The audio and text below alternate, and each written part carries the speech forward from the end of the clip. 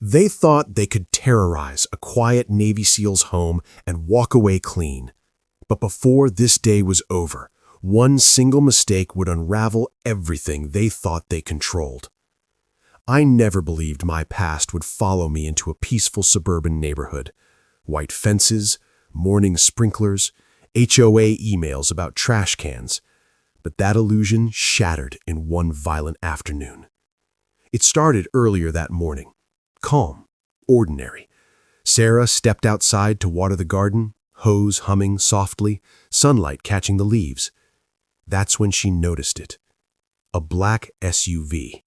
Slow, quiet, circling our block once, then twice, then a third time.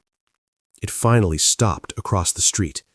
3 men stepped out, dark tactical vests, shiny police patches stitched on like badges of authority. From a distance, they looked official, convincing enough to scare most people. But Sarah noticed what others wouldn't.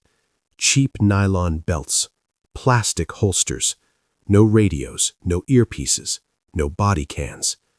Real officers don't show up without communication gear. The tallest one marched straight toward our yard.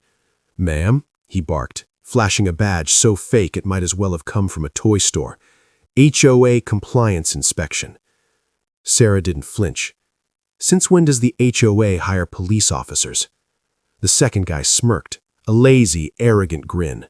"We're not hired, lady," he said. "We are the law here." That's when Sarah told them to leave, calmly, clearly. She reminded them that trespassing on private property without cause is a crime. Instead of backing off, the third man stepped closer. His hand rested on a fake baton at his side, like he was itching to use it. Sarah pulled out her phone. The crack was sharp. He slapped the phone out of her hand, and then he slapped her across the face. That was the moment everything changed.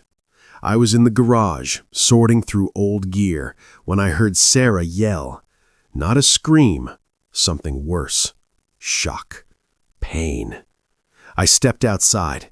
She was clutching her cheek, eyes wide, and these 3 clowns were puffing their chests like they owned my driveway. Something inside me flipped. Neighborly patience disappeared. Combat mode took its place. I walked straight up to them. "You boys picked the wrong house," I said evenly. "You've got 5 seconds to explain who sent you." The tallest one tried to stare me down. "The HOA president says you've been ignoring notices," he said. "We're here to make sure you comply." I've dealt with warlords, mercenaries, men who kill for money. A suburban poser in a fake vest didn't even register. I told Sarah to go inside and lock the door. She didn't argue. She knew that tone. I stepped closer, lowered my voice. "Touch my wife again," I said, "and you won't be walking out of here." They laughed, but it wasn't the same laugh as before. I demanded identification. They refused. That's when it clicked. Real police are required by law to identify themselves. These men weren't just trespassing. They were impersonating officers, a felony. Right there, in broad daylight, in front of half the block. I decided I wasn't letting this slide. I didn't raise my fists yet, but I shifted my stance, feet planted, shoulders squared, eyes locked. The same posture I used overseas, right before things turned violent. And the moment I did, their laughter died, because they sensed it too, and they realized they were no longer in control. "You think you can ignore HOA rules?" the tall one snapped, jabbing a finger inches from my chest, completely unaware that his confidence was about to collapse in seconds. He puffed himself up like a commander. "You've been warned about your truck, your fence, and your so-called military dogs," he said. "We're here to enforce compliance." A dark chuckle rose in my chest. "First of all," I said, calmly, too calmly, "I park legally. My fence is within city code, and those dogs, I leaned in just enough to make him uncomfortable. They're service animals, protected under federal ADA law. His jaw tightened. Second, I continued, stepping closer, forcing him back a full step. You're trespassing, and you're impersonating officers. That's 10 years in prison, if you're lucky. The shorter one panicked. You can't threaten us, he barked. We'll cuff you right here. He reached for his belt. Velcro ripped loudly in the silence. Out came a pair of plastic, toy-grade handcuffs, cheap junk that wouldn't hold a teenager. That was it. The last ounce of patience I had evaporated. I moved. Fast. My left hand clamped onto his wrist and twisted hard. The cuffs clattered onto the driveway. My right elbow followed, clean and controlled, snapping into his jaw. He dropped instantly. No drama, just a dull thud and a groan as he crumpled onto the grass. The second guy lunged, swinging his fake baton. I stepped side, caught his arm mid-swing, used his momentum, and flipped him. His body slammed into the concrete with a crack so loud it shut the neighbors up mid-whisper. The self-appointed leader froze. For half a second, he tried to keep the act alive. "You're assaulting officers," he yelled, voice shaking now. I stepped into his space, so close he could smell the sweat on my skin. "No," I said quietly. "I'm stopping 3 criminals who assaulted my wife. Big difference." That's when the front door opened. Sarah stood there, phone raised, recording everything. "Already called the sheriff," she shouted. "They're on the way." The leader cursed and bolted for the SUV. Bad choice. I grabbed the back of his vest, yanked him off balance, and slammed him against the hood. He squirmed, but it was useless. No training, no discipline, just bravado stitched onto a vest. By the time real deputies arrived, 2 of the fakes were rolling on the ground, clutching injuries. The third was face down on his own hood, with my knee in his back. "Hands where we can see them," the deputies shouted, guns drawn. I raised mine immediately and stepped away. Sarah pointed without hesitation. "Those are the guys," she said. "They hit me. They said they were cops." The deputies didn't waste a second. Fake vests ripped off, weapons confiscated, real cuffs snapped shut. And under pressure, real pressure, the leader cracked. He admitted it. The HOA president had paid them cash to teach us a lesson. That's when I realized this wasn't harassment anymore. This was a conspiracy. Down at the sheriff's station, the 3 imposters looked small, pathetic. Their fake uniforms were sealed into evidence bags, their lies unraveled by the minute. Under questioning, they confirmed everything. The HOA president, Karen Ellis. She told them to scare Sarah, rough me up, force compliance. When the deputies asked if I wanted to press charges, I didn't pause. Absolutely. Impersonating officers is a felony. Assaulting my wife? That was going to cost them everything.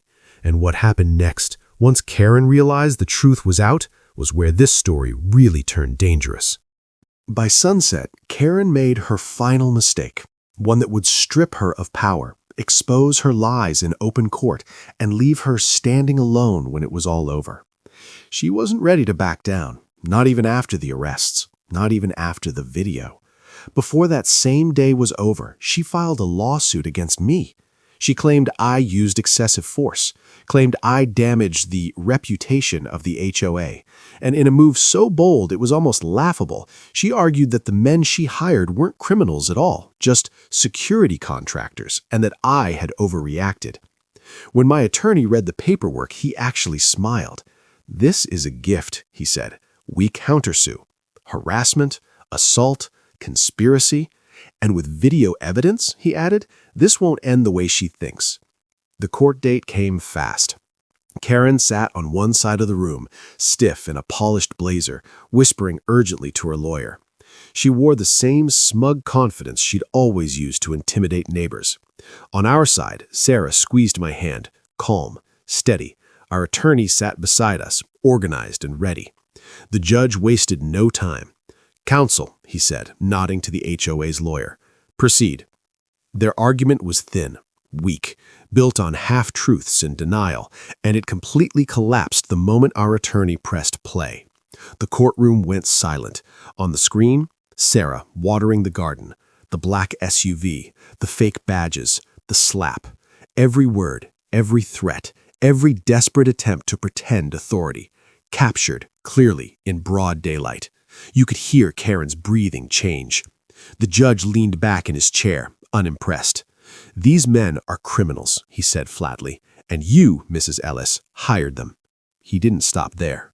"Your lawsuit is dismissed," he continued, "and I am sanctioning you for abuse of the legal system." That's when our attorney stood. "Your Honor," he said calmly, "we're filing our counterclaim today. Conspiracy to commit assault, intentional infliction of emotional distress, and prolonged HOA harassment."